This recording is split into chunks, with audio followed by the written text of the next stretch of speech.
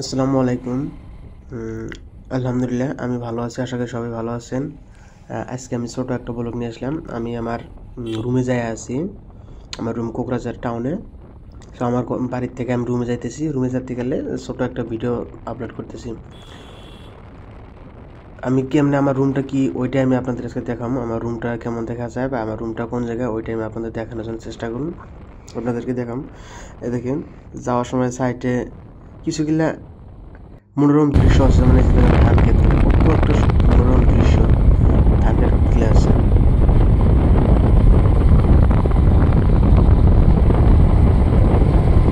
পরিবেশটা খুব সুন্দর, পরিবেশটা সুন্দর।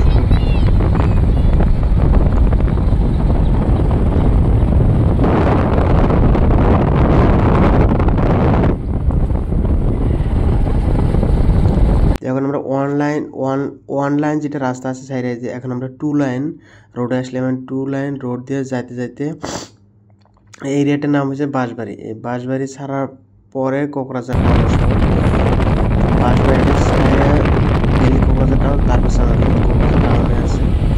আমার সামনে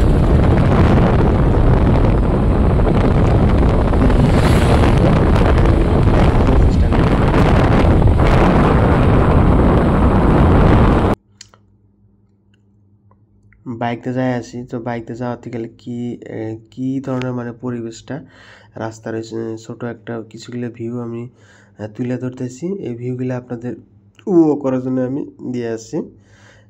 থাকেন, সাথে থাকেন, আমার রুমটা দেখেন। দিয়ে আমার রুমটা কোন জায়গায়, আপনাদের কীভাবে পছন্দ হয় নাকি নাই, এটা অল্প কমেন্ট করে জানাবেন।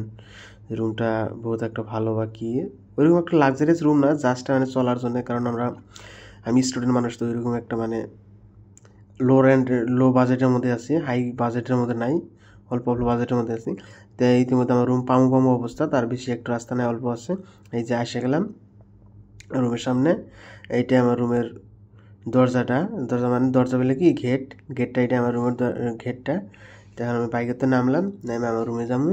তো আপনারা দেখেন, এইটা যে তালা লাগে না, এইটা আমার রুম। হ্যাঁ।